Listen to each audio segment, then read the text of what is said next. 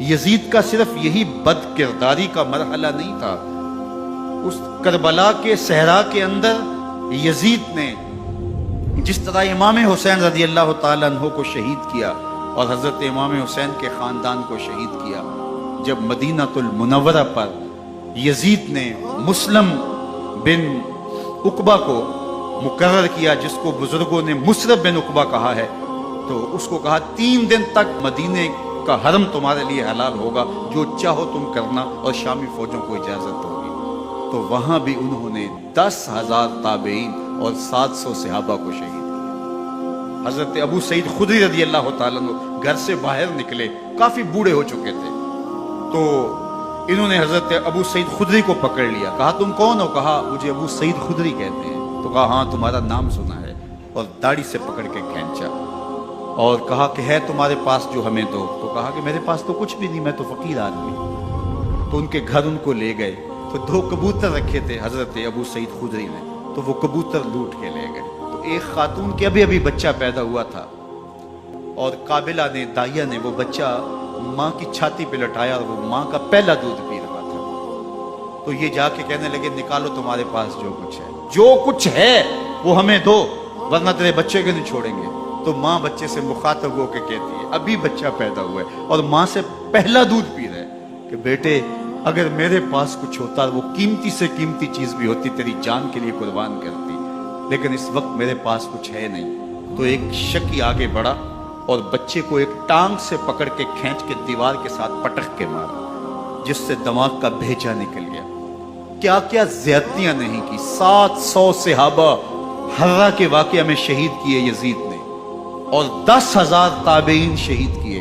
مسجد نبوی میں ممبر رسول کے ساتھ گھوڑے باندھے، اور وہ ممبر رسول اور مصلی رسول کے قریب لید کرتے رہے۔ 3 دن تک مسجد نبوی کے اندر گھوڑے بندھے رہے، اور مدینہ کی حرمت پامال کی۔ مدینہ کے گھروں کے اندر یہ بد کماش داخل ہوئے، اور جو بدکاریاں انہوں نے کی، کلیجہ منہ کو آتا ہے۔ 1002 شیزائیں ان بدکاروں کی بدکاریوں کی وجہ سے کنواری حالت کے اندر حاملہ ہوئی۔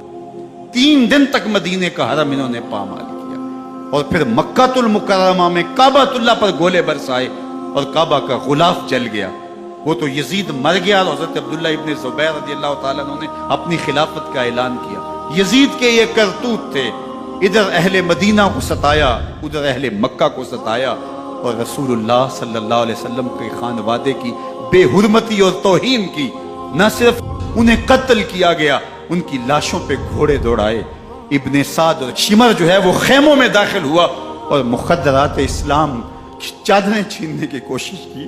حضرت زینب سلام اللہ علیہ نے مخاطب ہو کے کہا ہمارے چہرے کے رکھوالے چلے گئے ہیں، ظالم تو خیال نہیں کرتا ہم رسول اللہ کی بیٹیاں ہیں۔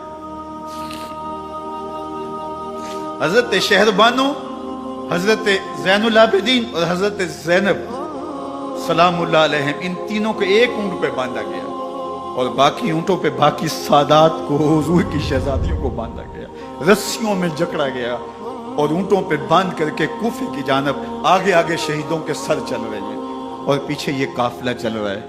اور جب یہ قافلہ وہاں سے گزرا جہاں لاشیں پڑی تھیں، امام زین العابدین 14 سال کے تھے اور بیمار تھے، اور ان کا حوصلہ نہ ہوا، وہاں غشی ان کے اوپر آنے لگی۔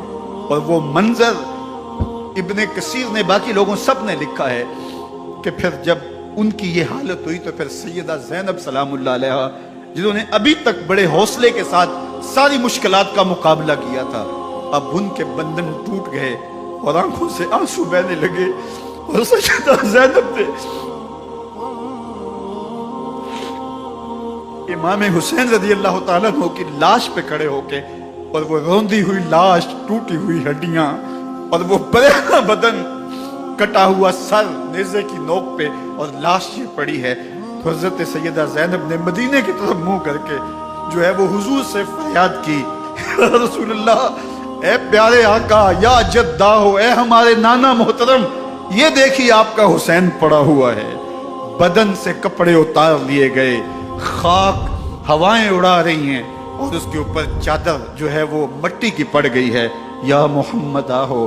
اور آگے فرمایا حضور آپ کی اولاد کاٹ دی گئی، اور پھر کہا بناتوں کا سبایا، حضور دیکھیے آپ کی بیٹیوں کے ہاتھ باندھ دیے گئے ہیں، اونٹوں پہ کس دیا گیا ہے، سرے شہیدہ آگے آگے چل رہے ہیں۔ راستے کے اندر ایک جگہ آئی اور ان کو اتارا گیا، رات کا موقع تھا، ایک خاتون آئی اور اس نے کوئی کھانا پیش کیا ان کو اور کہا کہ میں کسی زمانے میں حضرت سیدہ فاطمہ تو زہرا کی نوکری کیا کرتی تھی، ان کی لونڈی تھی، ان کی کنیز تھی، اور آج مجھے پتا چلا کہ آپ لوگ گزر رہے ہیں تو میں نے کہا کہ میں اپنی مخدومہ کے خاندان کی خدمت کروں۔ اور پھر اس نے کہا کہ اس وقت سیدہ کی گود میں ایک 6-7 ماہ کی بچی تھی جس کو زینب کہا کرتے تھے۔ سیدہ زینب نے کہا کہ اماں اگر پہچانتی ہو تو وہ بدنصیب